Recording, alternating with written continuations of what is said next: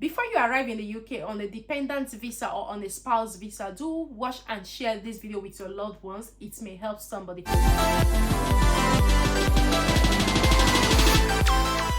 Hey guys, welcome back to my channel. My name is Fajira. If you're joining me for the very first time, I want to say a warm welcome to you. I'm so happy to have you in my beautiful family.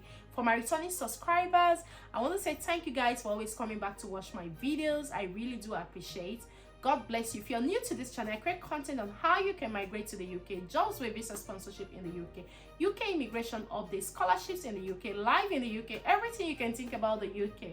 So if you're someone who is interested in such content, do hit on the subscribe button, turn on the notification bell, so each time I upload a new video, you're going to be the very first person to see that video. In today's video, guys, I'll be sharing some questions you will be asked at the point of entry.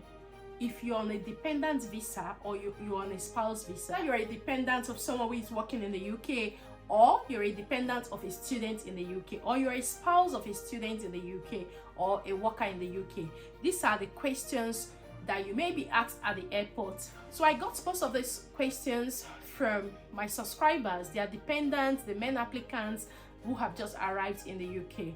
You know how UK border is becoming now. They ask you a lot of questions before you are allowed to cross the border. Because of this, YouTube have come in contact with a lot of people that have told me the questions they were asked. I've come in contact with a few people that have been sent back.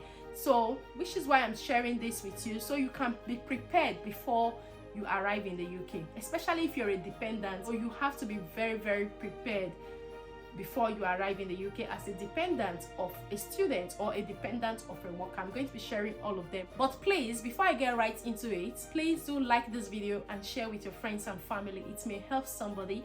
It may save somebody. I shared a story about the Ghanaian that watched my video after he was sent back to his country. He sent me a message and was like, he wished he saw my video before even leaving Ghana to the UK, because he's starting the process afresh again, which is why I always say share this video with your friends and loved ones. Also like it so that YouTube will recommend it to a wider audience as well, so they don't make mistake, especially if they are planning to come to the UK as a dependent or as a spouse.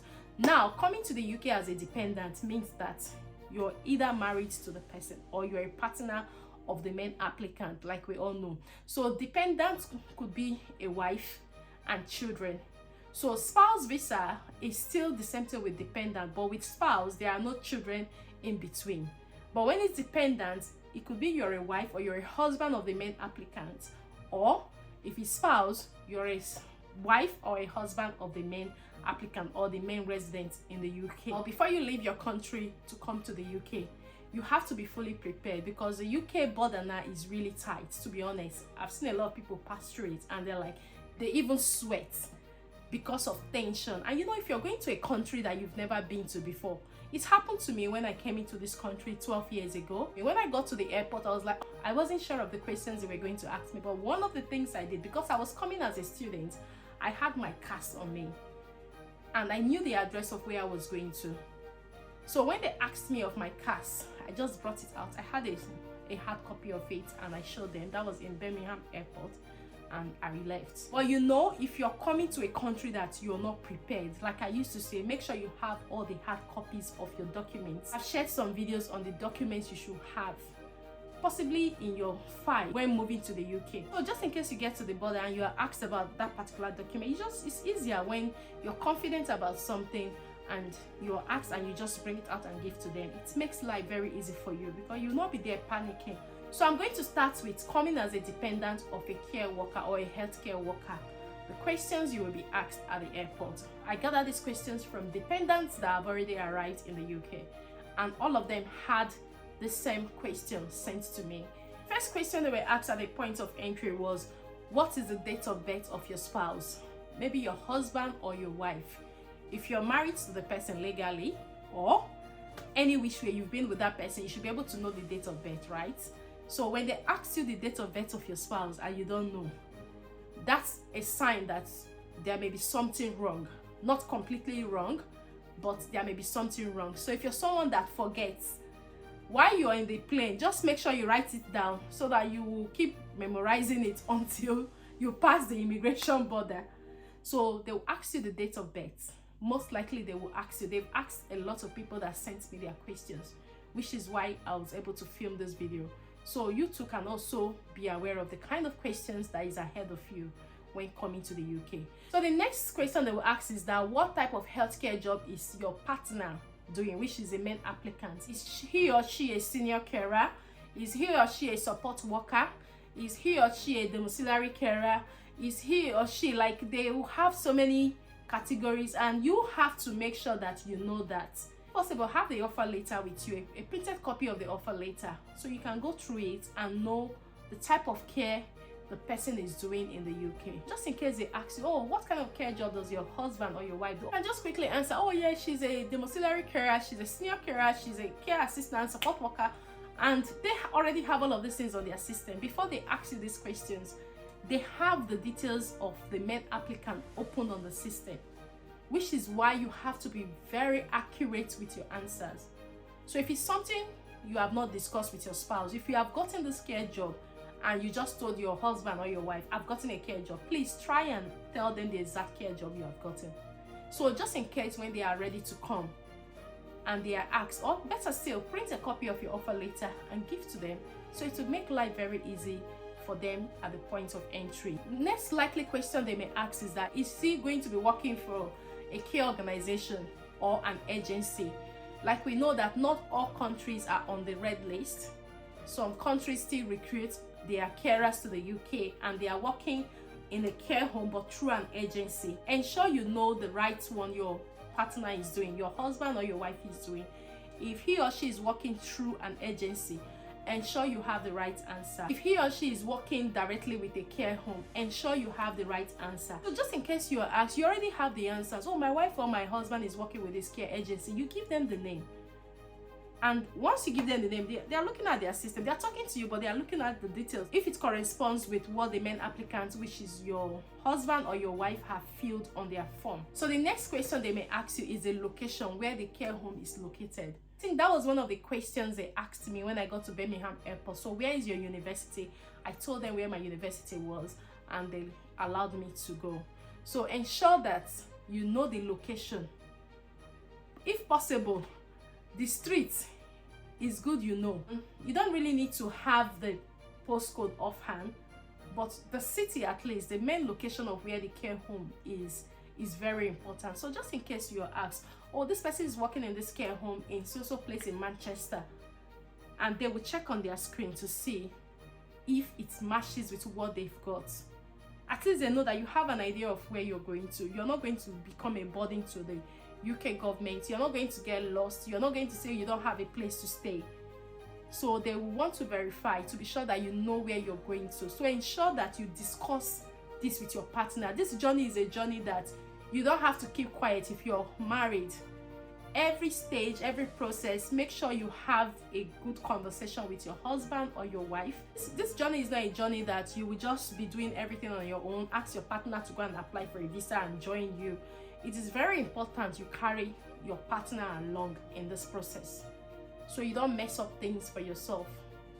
So whatever you're doing at every stage, ensure you let your partner know so they will be part of it. So at the point of entry, they won't have any need to be panicking because there are certain things you haven't discussed with them.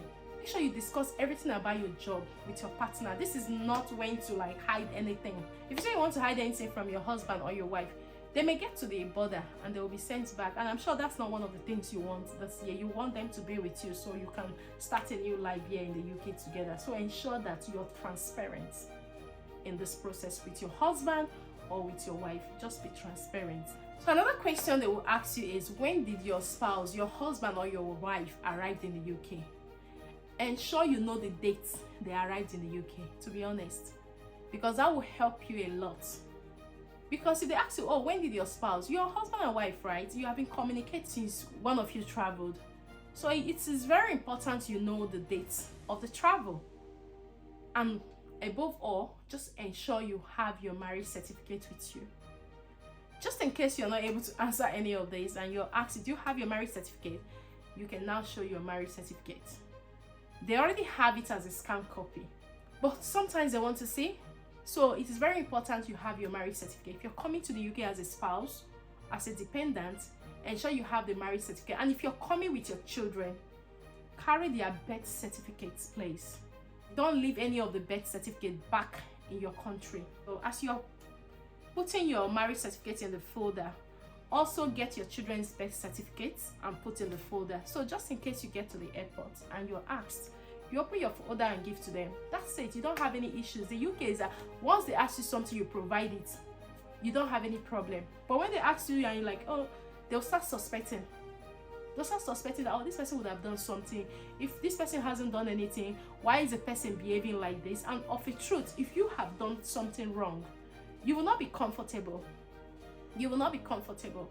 So try and ensure that you speak to your partner, speak to your spouse before you arrive in the UK. Get all the necessary information from them, even where they live before you arrive. Know the address, because at the end of the day they'll ask you, so where are you going to now? Do you know where you're going to? Just to be sure that you're not going to get lost. Yes, I'm going to so street, number so street, and that's it. They'll tell you, welcome to the UK. That's because you have answered all the questions and they don't have any need to doubt your marriage certificate. So let's move to the questions they usually ask student dependents. One of the questions they will ask you if you're coming as a student dependent is, what is your partner doing in the UK? And if you're a student dependent, you should at least know that your partner is studying in the UK. You should at least know the name of the university. So when you're asked, oh, what's your partner doing in the UK? Or what's your husband or your wife doing in the UK? Oh, my wife is a student in so university. That's a pass already for you. Next question they may ask is that, what course is she doing in the UK in that university you have just mentioned? Oh, she's doing business management, environmental management, she's doing data analyst. Just make sure that you're aware of the course your wife or your husband is coming to study in the UK. Because when you're aware of it and you're answering it confidently, they won't have any need to doubt it. So just ensure that you're very confident and you're giving them the answer the way it should be. Next question they may ask is, where will you be staying during the duration of her study? So if your husband or your wife have rented a place, ensure you know the address, like I said for workers as well. Ensure you know the address, even if it's a temporary address. Just let them know that you know where you're going to. For instance, if you have come with your children, they will think you want to put a burden on the UK government by saying you don't have accommodation, for them to start sorting accommodation for you. So once you're asked, ensure you have the main address. Even if it's a temporary address you guys will be, you can just say, this is where we'll be staying.